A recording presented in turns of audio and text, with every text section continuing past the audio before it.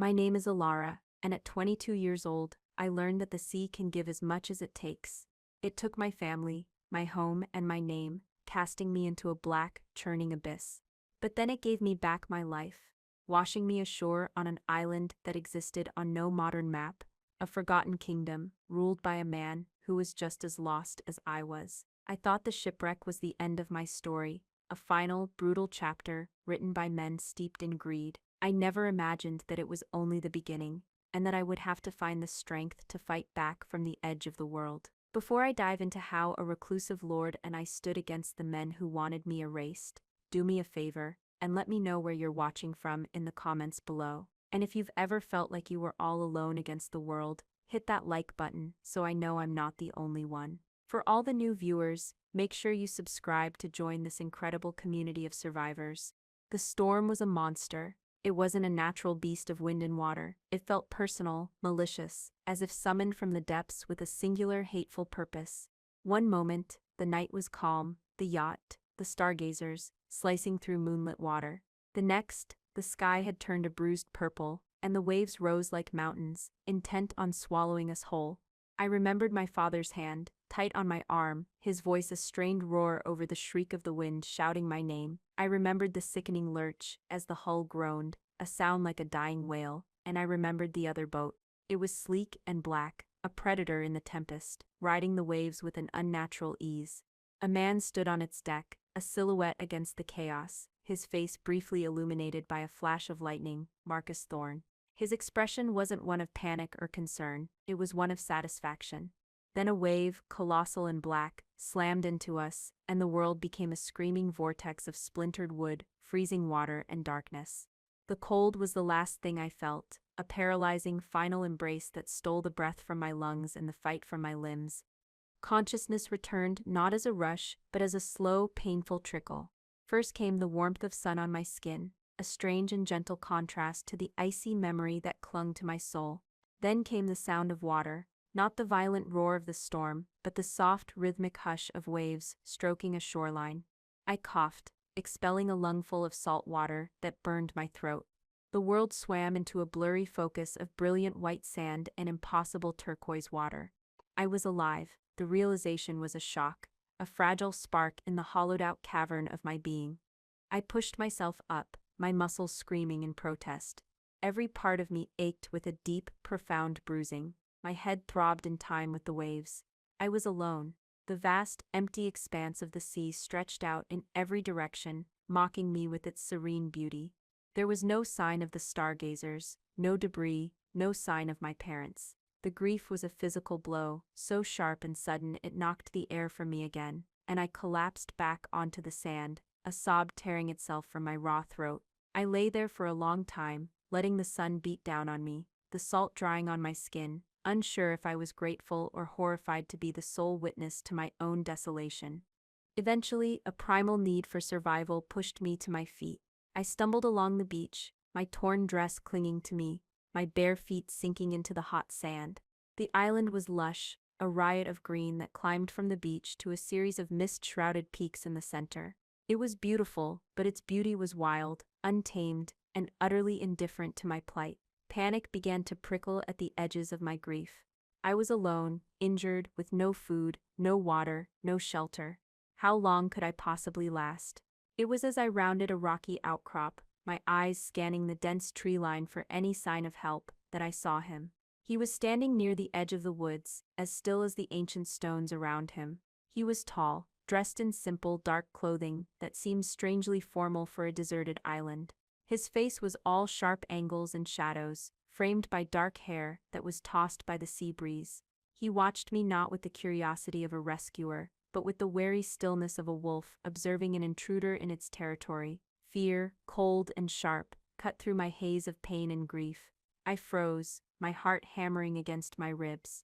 He took a slow step forward, and then another. His eyes, the color of a stormy sea, were fixed on me, and in their depths, I saw a profound, startling loneliness that mirrored my own.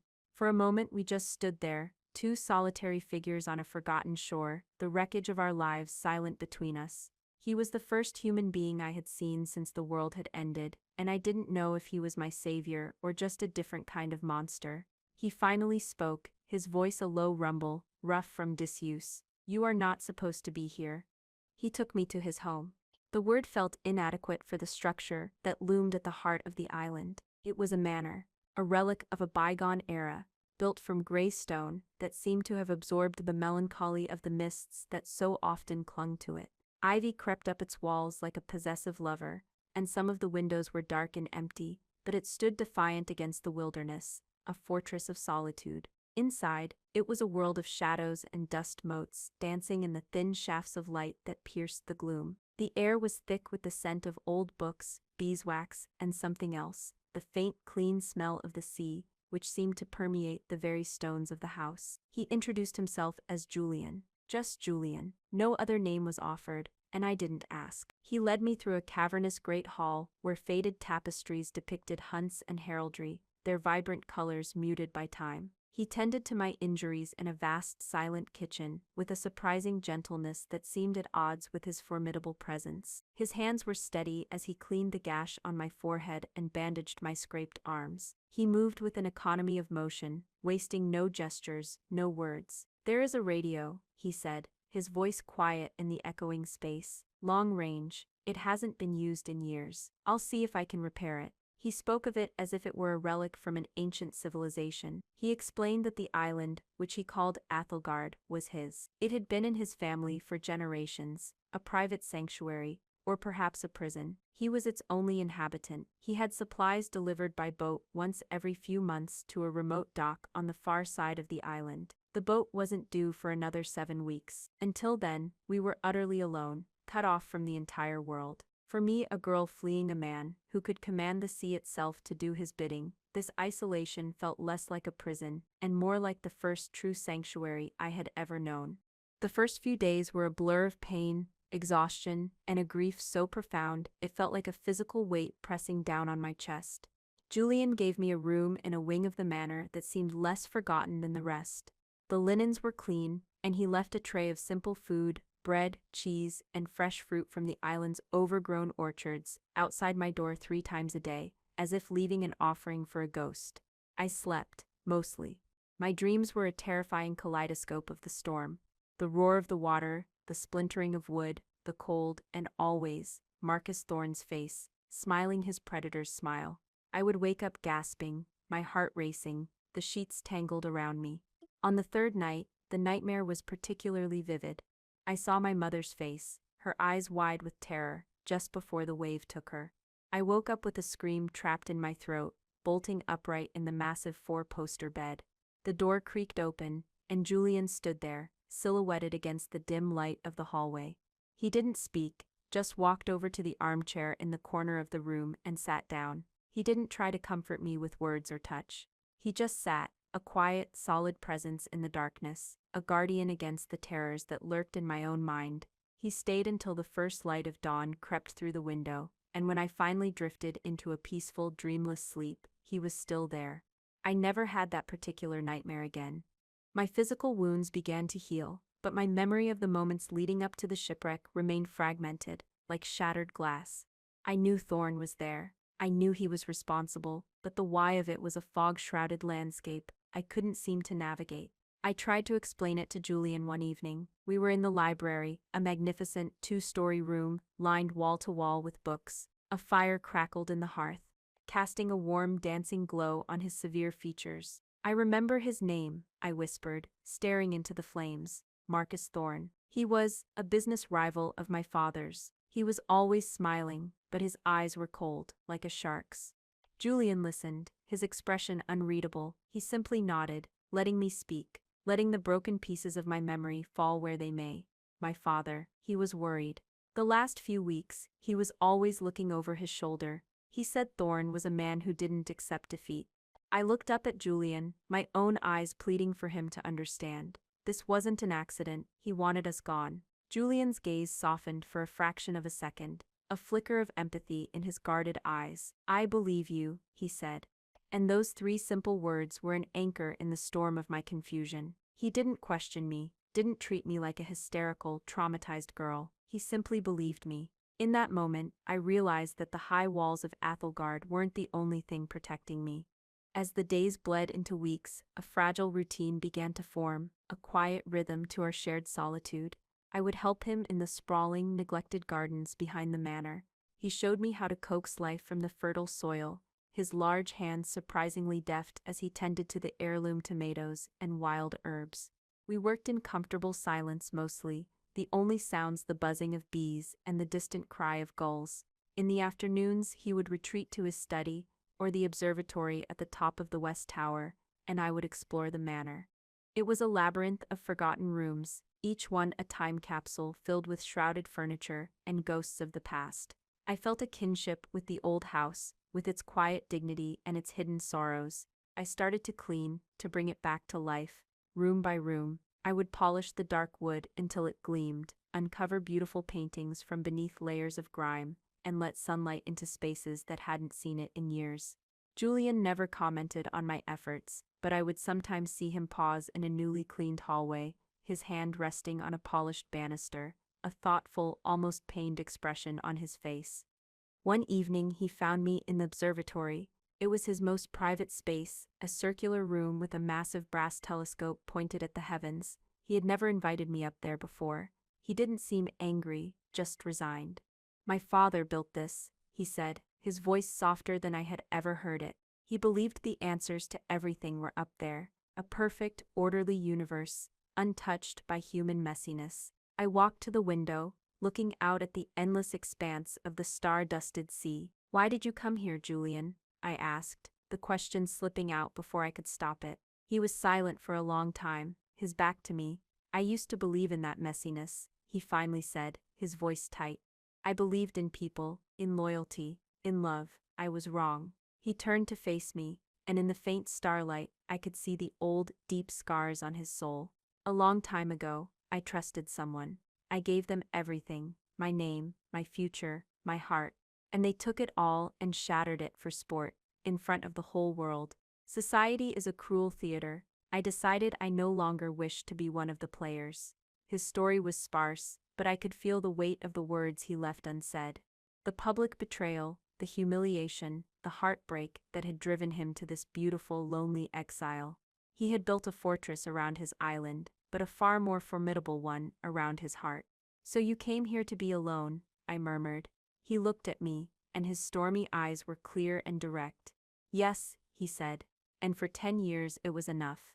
I found a kind of peace in the silence."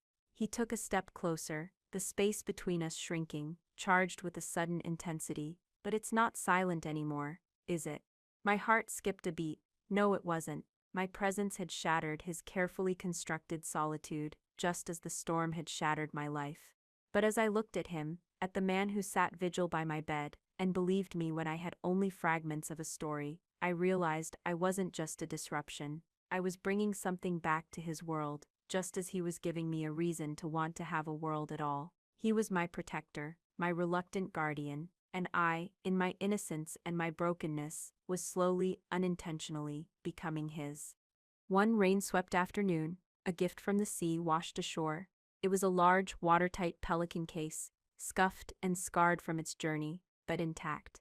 It was one of the emergency gear cases from the stargazers. My hands trembled as I worked the latches. Inside, nestled among flares and a water purifier, was a small, velvet pouch. I opened it, and a gasp escaped my lips. It was my mother's locket, a simple silver oval she never took off. I always thought it was just a piece of jewelry, but as I clutched it, my father's last urgent words to me came rushing back. A memory so clear and sharp it was as if he were standing right there. "Alara, if anything happens, protect the locket. Everything is in the locket." My fingers fumbled with the clasp. It opened, revealing the tiny portraits of my parents. But my father had shown me its secret once. I pressed a tiny, almost invisible stud on the side, and the back of the locket sprang open, revealing not another picture, but a tiny, concealed micro SD card. The memories didn't trickle back this time. They crashed over me in a tidal wave. My father, his face pale and grim in his study, showing me the files on his laptop. Spreadsheets, encrypted communications, bank transfers, proof. Absolute proof that Marcus Thorne hadn't just been engaged in a hostile takeover of my father's green energy company. He was a criminal. He was using the company as a front to launder money for an international cartel, sabotaging competitors, extorting politicians. My father had uncovered it all. He was going to go to the authorities. We weren't just taking a vacation on the yacht, we were fleeing. We were on our way to a safe house, to meet with a journalist my father trusted.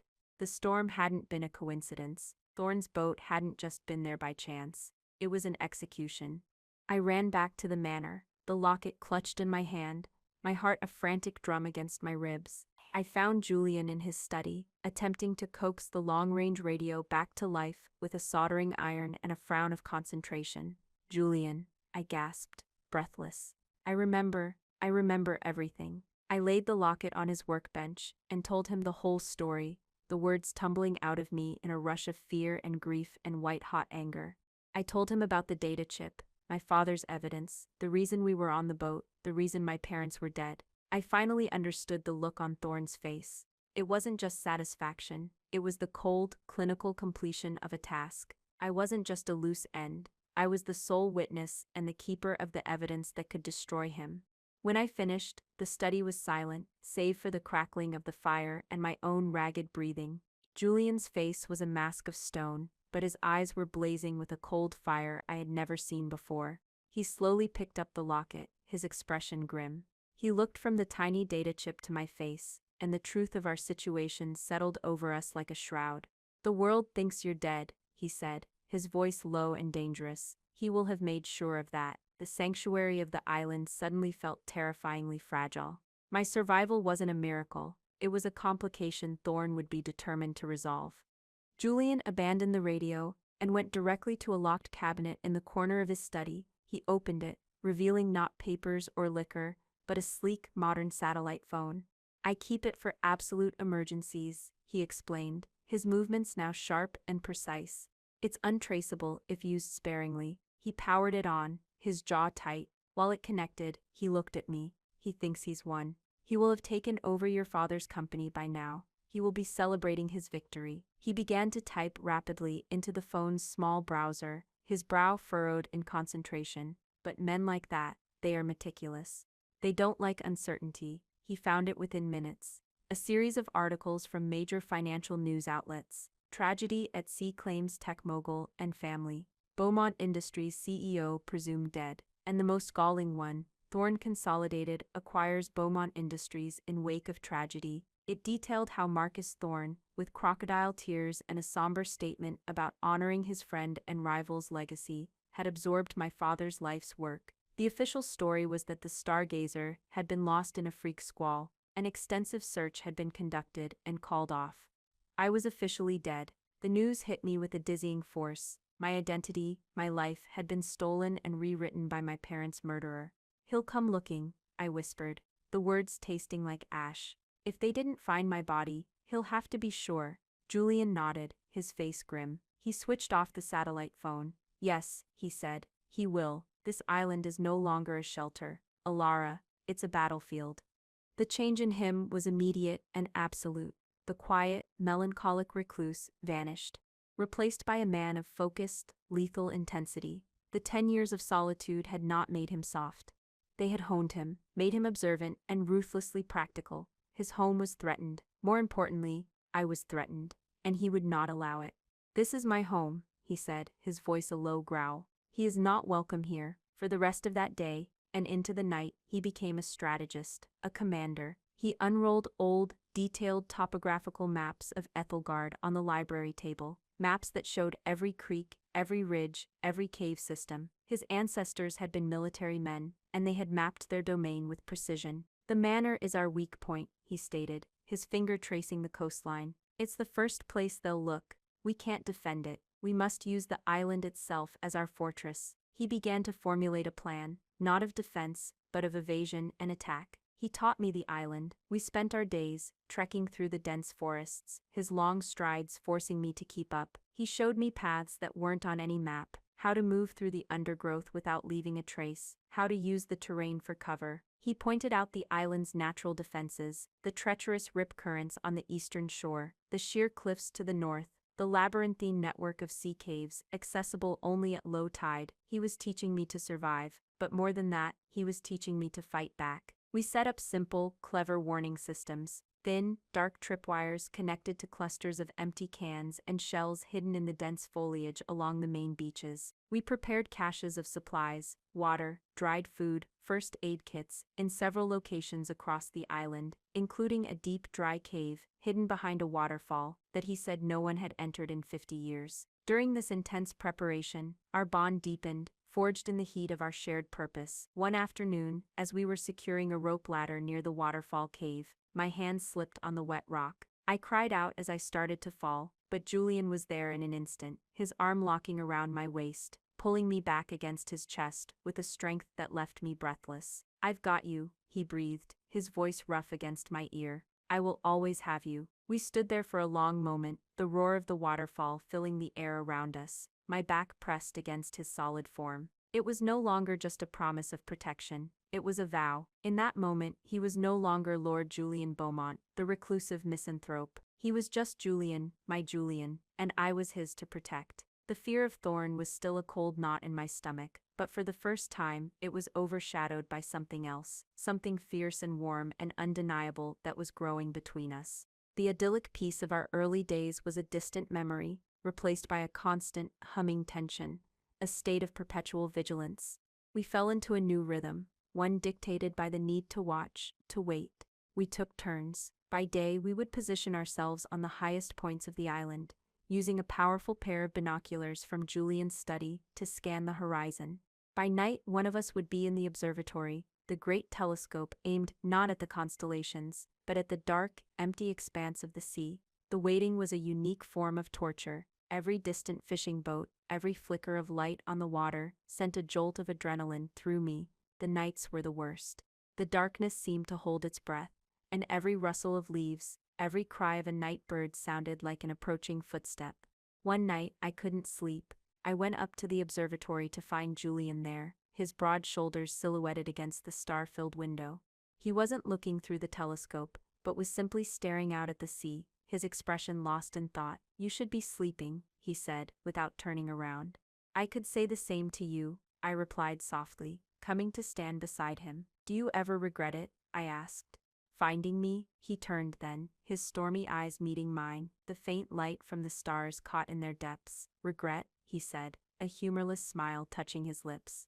"Alara, for 10 years, I felt nothing. I lived, I breathed, I existed. It was a gray, passionless, orderly existence. I thought it was peace." He reached out, his fingers gently brushing a strand of hair from my face. His touch was electric, sending a shiver through my entire body. "You brought the storm back into my life," he whispered, his voice thick with an emotion I couldn't name, and color, and fear, and a reason to fight. "I will never regret that."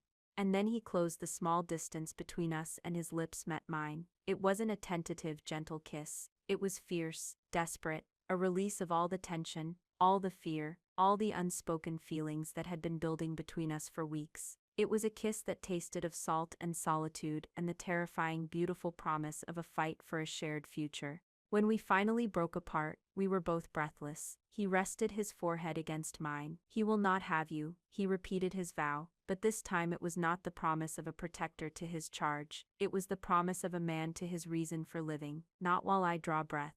The boat appeared at dawn, 3 days later. It was not a fishing trawler or a pleasure craft. It was a sleek, dark-hulled motor yacht, cutting through the calm morning water with predatory speed. It was almost identical to the one I'd seen in the storm.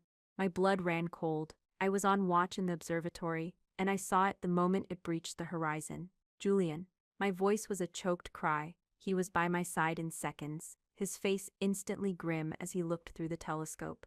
"It's them," he said, the words clipped and devoid of any surprise. Right on schedule. There was no panic, only a chillingly calm resolve. Our waiting was over. The battle had begun. We didn't waste a second. We grabbed the small go-bags we had prepared, containing food, water, a knife, and the precious locket with its data chip, and slipped out of the manor through a servant's exit in the back, melting into the dense woods, just as the yacht dropped anchor a few hundred yards offshore. From a concealed position on a ridge overlooking the beach, we watched as a smaller dinghy was lowered into the water. 2 men climbed in. One was built like a bull, with a shaved head and a brutal, impassive face. The other was leaner, wiry, moving with a restless energy like a weasel. They were armed, handguns clearly visible in holsters on their hips. Cale and Jax, I whispered, recognizing them from my father's company. They were Thorne's personal security, his thugs. They beached the dinghy and began to move towards the manor, their steps confident, their eyes scanning the area with professional efficiency.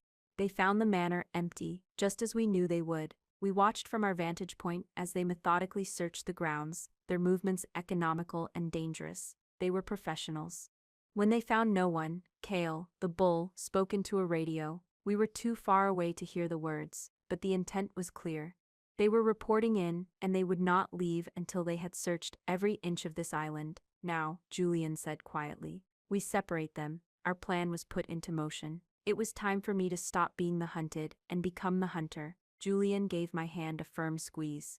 Remember what I taught you. You are not a victim, Ilara. You are a survivor. With a final, determined nod, I slipped away through the undergrowth, my heart pounding with a mixture of terror and exhilarating purpose.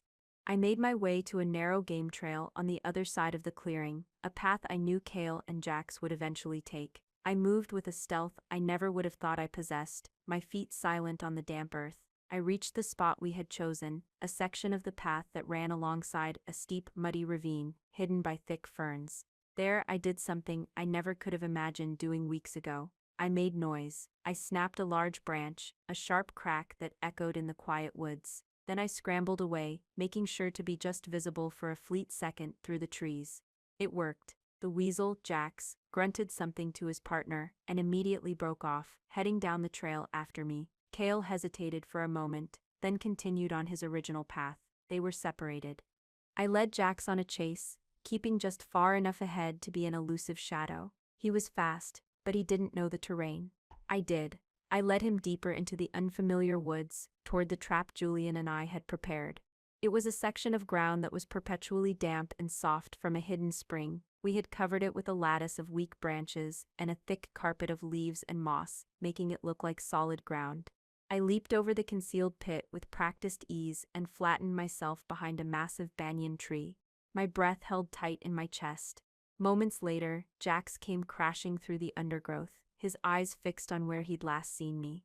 He didn't even hesitate. He stepped directly onto the false ground. There was a sharp crack of breaking branches and a startled yell as he plunged into the cold, waist-deep mud of the pit below. He wasn't seriously injured, but he was stuck fast, his gun lost in the murky water. A surge of triumph, fierce and wild, shot through me. I had done it. I had taken one of them out of the fight. Meanwhile, Julian was dealing with Cale. He didn't use traps, but his own intimate knowledge of the island. He herded the bigger man, using sound and fleeting glimpses of movement toward the northern cliffs. It was a treacherous area of loose scree and razor-sharp volcanic rock. Cale, focused on his quarry, grew reckless, his heavy boots slipping on the unstable ground. Julian, moving like a phantom, dislodged a small boulder from above. It wasn't aimed to kill, but to incapacitate. The rock crashed down the slope, catching Cale's leg with a sickening crunch. The big man roared in pain and crumpled to the ground, his leg broken, 2 down. But our victory was short-lived. A new voice, amplified by a bullhorn, echoed across the island, dripping with smug impatience. Ilara, I know you're here. This game of hide-and-seek is growing tiresome. Come out, and I promise this will be quick. It was Marcus Thorne, impatient with his minion's failure. The mastermind had come ashore himself. We saw him from our position, striding onto the beach. He found the struggling Jax and after a brief angry exchange, left him in the pit, continuing the hunt alone. He was armed with a high-powered rifle. The stakes had just been raised immeasurably. Julian and I retreated to our final sanctuary, the cave hidden behind the waterfall. The roar of the water masked our sound, and the slick, moss-covered rocks made the entrance nearly impossible to find for those who didn't know it was there. But Thorne was clever and relentless. He found Cale's position, then deduced the direction we must have fled. He followed our trail with unnerving accuracy. Soon we could hear him outside the waterfall, his voice a furious snarl as he searched for the entrance. The final confrontation was upon us. Julian looked at me, his eyes dark with grim determination. He pressed the satellite phone into my hand. Call the authorities. Give them my name, Lord Julian Beaumont. Give them the island's coordinates. Tell them everything. As my fingers flew across the keypad, my voice a shaking whisper as I spoke to the emergency operator. Julian moved to the mouth of the cave. He had one last trick prepared. Above the cave entrance, precariously balanced, was a huge dead log, held in place by a single taut vine. Thorn's shadow fell across the curtain of water. He had found us. He stepped through the waterfall, rifle raised, a triumphant, cruel smile on his face. "There you are," he sneered, his eyes locking on me. "The ghost. Did you really think you could hide from me?" He took a step forward, but Julian moved to block his path. "This is as far as you go, Thorn," Julian said, his voice dangerously calm. Thorn laughed, a harsh, ugly sound. The noble hermit, protecting the little lost girl. How touching. Now move, or die with her. He raised the rifle, but in that split second, Julian sliced through the vine with his knife. With a groan of tortured wood, the massive log came crashing down, tons of rock and soil with it. Thorn cried out in alarm, but it was too late. The rock slide thundered down, completely sealing the cave entrance, the force of it throwing Thorn back out through the waterfall. We were trapped inside, but he was trapped outside, his escape route to the beach cut off, and the authorities were on their way. The echo of the rock slide faded, replaced by the steady roar of the waterfall and the frantic beating of my own heart. The hunt was over. The sound of the helicopter's rotors was the most beautiful sound I had ever heard. It sliced through the roar of the waterfall, a promise of rescue, of a world beyond our island prison. Guided by the coordinates I had given them, the Coast Guard found us within the hour. A team rappelled down the cliff face, and using specialized equipment, managed to clear a small opening in the rock slide just big enough for us to crawl through. When I emerged, blinking in the sudden sunlight, the scene on the beach was one of controlled chaos. 2 armed Coast Guard officers had Marcus Thorn in custody. He was covered in mud, his expensive clothes torn, a look of utter disbelief and incandescent rage on his face. His men, Kayla and Jax, had also been rounded up, their injuries crudely patched. Seeing Thorn, the architect of my family's death, stripped of his power and held like a common criminal, didn't bring the satisfaction I expected. It just left me feeling hollow, empty. The fight was over, but the war was just beginning. The journey back to civilization was jarring. The sterile white interior of the helicopter felt alien after weeks surrounded by the vibrant green and blue of Ulfilgard. The noise, the official voices crackling over the radio, the sheer presence of so many other people, it was an assault on my senses. I gave my statement to a grim-faced woman from the National Police Force, my voice steady as I recounted the events, from my father's discovery to the shipwreck to the final confrontation in the cave. I handed her the silver locket. "The evidence is on a data chip inside," I said. "It's everything you need." She took it with a solemn nod. The reality of what came next began to crash down on me. I was no longer just Alara, the survivor. I was Alara Beaumont, the sole heir to a billion-dollar corporation, the key witness in a murder and corporate espionage case that would make international headlines. I had a duty to my father's memory, to see justice done, to reclaim the legacy Thorn had tried to steal. I had to go back. We landed at a private airfield where a black car was waiting to take me to a secure location. Julian stood beside me on the tarmac, the wind whipping his dark hair across his face. He looked entirely out of place, a wild, noble creature caged by the concrete and steel of the modern world. His eyes were fixed on the distant horizon, as if he could still see his island from here. "You have to go," he said, and it wasn't a question. "I do," I whispered, my heart aching. "My father, his company. I have to fix what Thorn broke." "And I," he said, finally looking at me, his gaze full of a profound sadness, "cannot, that world. It broke me once. I don't know if I have the strength to face it again." The choice hung between us, stark and painful. He couldn't leave his sanctuary, the only place he felt safe. And I couldn't abandon my responsibility, the duty that was now mine alone. We were being pulled in opposite directions, 2 worlds colliding and now being forced apart. Was our time on the island just an impossible parenthesis in our lives, a brief, beautiful story destined to end? Tears welled in my eyes. "What if I can't do it alone? You are the strongest person I have ever met," he said, his voice thick with emotion. He reached into his pocket and pulled out a small object. It was a bird, intricately carved from a piece of driftwood, its wings outstretched in flight. He pressed it into my palm, his fingers wrapping around mine for a moment. "So you remember the way back," he said softly. I clutched the wooden bird, its smooth surface a tangible link to him, to our island. "I'll come back," I promised, my voice cracking. "When it's over, I promise." He didn't answer, just gave a small, sad nod. He watched as I got into the car, his solitary figure shrinking in the distance as we drove away. I didn't know if I was driving toward justice or just leaving the only home I had left. The next 6 months were a trial by fire. The world I returned to was a maelstrom of lawyers, media, and corporate sharks. The data on the chip was a bombshell, leading to a sprawling investigation that implicated Thorne in dozens of crimes. I was deposed, questioned, and cross-examined. My face was plastered on every news site. I was the miracle girl, the heiress who had come back from the dead. At first it was terrifying. The boardroom of my father's company felt colder and more dangerous than any jungle on Athelgard. The executives, many of whom had been quick to ally with Thorne, looked at me with a mixture of pity and predatory calculation. They saw a traumatized young woman, an easy pawn. They were wrong. The girl who had washed up on Julian's beach was gone. In her place was a woman who had survived a shipwreck, who had helped hunt and trap her own pursuers, who had been taught by a man who knew the true meaning of resilience. I found a strength I never knew I possessed. I remembered Julian's quiet confidence, his strategic mind. I faced the board not with aggression, but with calm, unshakable resolve. I used the evidence my father had gathered, not just to purge the company of Thorne's corruption, but to reshape it in my father's true image as a force for innovation and ethical progress. There was one particularly difficult board meeting where an older executive, a holdover from Thorne's brief reign, tried to condescend to me, calling my plans naive and overly emotional.